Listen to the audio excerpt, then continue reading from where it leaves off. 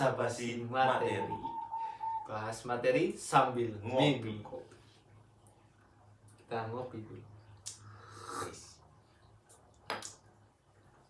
Ya, di sini kita akan membahas materi tentang oceanografi Ya, betul sekali. yang akan dijelaskan oleh narasumber kita, yaitu adalah Mas Sigit. Ya. Ya, Mas Sigit, untuk oceanografi sendiri ini, pengertian tentang oceanografi sendiri ini itu apa ya, Mas Sigit? Pengertian tentang oceanografi itu luas, Mas Rian. Tapi yang mungkin bisa disampaikan yaitu oceanografi itu berasal dari kata ocean yang berarti lautan atau samudra. Ya, ini subdivisi dari massa air yang luas yang terletak di antara kontinen-kontinen. Bahasa yang digunakan untuk membuat bahasa oceanografi itu mungkin berasal dari bahasa Yunani, yaitu okeanus. Dan pada abad ke-13, istilah dalam bahasa Inggris biasanya digunakan yaitu Sea of Ocean. Dan akhirnya pada tahun 1950 kata tersebut diganti dan biasa disebut dengan Ocean Sea. Dengan demikian, oceanografi dapat didefinisikan sebagai ilmu yang mempelajari tentang lautan. Oke, untuk di sini kita membahas tentang di dalam Al-Quran. Ayat-ayat yang ada di dalam Al-Quran tentang oceanografi sendiri itu. Beberapa contoh ayat-ayat Al-Quran mungkin yaitu seperti surat Ibrahim, lalu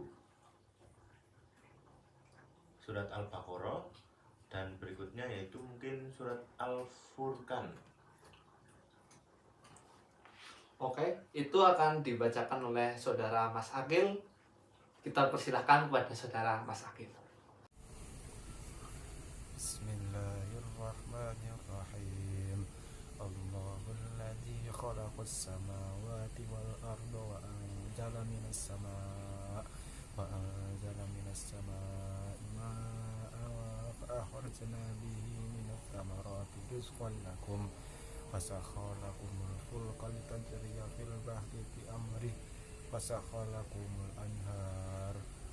Surah Ibrahim ayat 32.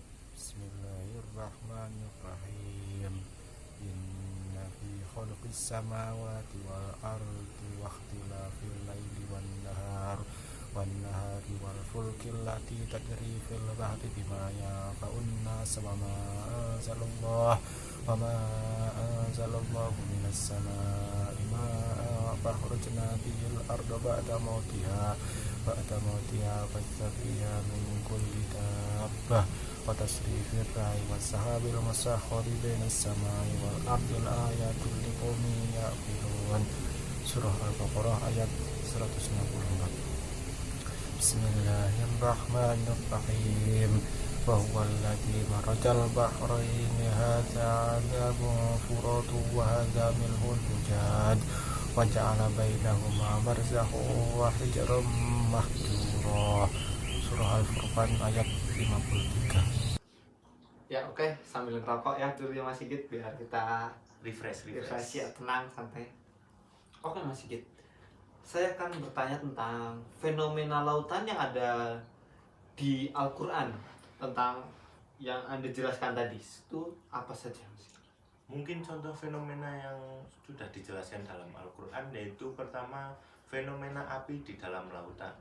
Seperti yang kita ketahui, api dan air itu tidak mungkin bersatu. Karena ketika api bersentuhan dengan air, maka air itu akan menguap. Akan tetapi ada fenomena yang luar biasa sekali yang dijelaskan dalam Al-Quran, yang secara umum api dan air ini bertemu. Yang membuat heran yaitu di mana api tersebut itu bukanlah api yang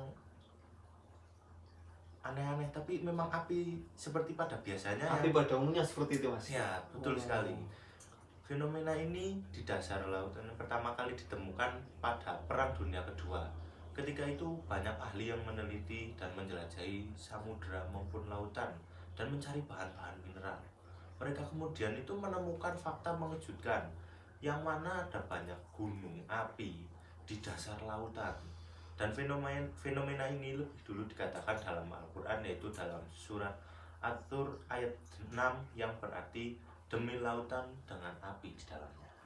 Oh, berarti di lautan itu ternyata banyak fenomena-fenomena yang belum kita ketahui tapi sudah diketahui dulu di Al-Quran. Ya, Mas tentu Sigit. saja Al-Quran itu sudah menyempurnakan semuanya dan memberitahukan kita banyak hal. Dan mungkin fenomena berikutnya yaitu ada fenomena dua lautan yang bertemu namun tidak menyatu. Secara garis besar biasanya lautan yang bertemu itu ya maka akan menjadi lautan seperti biasa, hanya terbagi dalam sebuah wilayah. Akan tapi dalam fenomena yang unik yang terjadi di Selat Gibraltar ini itu sangat unik sekali karena dua lautan tersebut bersatu akan tetapi bertemu akan tapi tidak menyatu. Airnya berarti nggak menyatu. Tidak, berbeda. Beda. Seperti para ahli yang mengatakan bahwa sebab terjadinya fenomena ini lantaran perbedaan karakteristik air laut di Samudra Atlantik dan air laut Mediterania, yaitu dari segi suhu air, kadar garam, dan kerapatannya. Bukan hanya terjadi di Samudra Atlantik dan Laut Mediterania, hal serupa juga ada di Sungai Rhone dan Arve di Swiss. Kedua sungai yang berada di kota Jenewa, Swiss, airnya bertemu namun tidak menyatu mungkin. Wah. Sepertinya kita besok harus ke sana melihat. Dan tentu saja fenomena ini sudah dijelaskan di dalam ayat Al-Quran, yaitu Quran surat Ar-Rahman. Fenomena lain mungkin masih banyak sekali. Masih banyak. Ya tentu saja. Akan tapi kita akan bahas satu fenomena lagi, yaitu dasar lautan yang sangat-sangat gelap. Di dasar lautan itu cahaya matahari tidak bisa menembus. Tidak bisa karena memang kegelapannya itu sangat pekat. Berarti terlalu dalam gitu ya. Karena kedalaman laut tersebut berada di 1000 meter di bawah air laut. Bahkan bukan hanya gelap, tapi kondisi ini juga diiringi dengan hadirnya gelombang air laut. Sekitar tahun 1900 Masehi, para ahli mengatakan bahwa adanya kegelapan serta gelombang di dasar laut. Hal ini juga sudah diterangkan dalam Al-Quran melalui surat An-Nur ayat 40, yaitu seperti gelap gulita di dasar lautan yang dalam, yang diliputi oleh ombak, yang di atasnya ombak pula. Di atasnya lagi awan gelap gulita yang ditindih dan bertindih. Apabila dia mengeluarkan tangannya, tiadalah dia dapat melihatnya, dan barang siapa yang tiada memberi cahaya atau petunjuk oleh Allah, tiadalah dia mempunyai cahaya sedikit pun. Maka dari itu, seperti yang kita tahu, binatang-binatang yang ada di laut yang sangat dalam itu bentuknya itu memang aneh-aneh ya, Mas. Ya, tentu saja. Berarti karena ternyata juga sangat gelap dan memiliki bobot yang Sangat keras. Sangat karena arusnya itu Oh. sangat tinggi. oke seperti itu. Mungkin bahasan materi kita cukupkan saja karena lautan itu sangat luas maksudnya. Oke. Ya, oke teman-teman, mungkin sekian dari saya dan Mas Sigit dan juga saudara Mas Akil.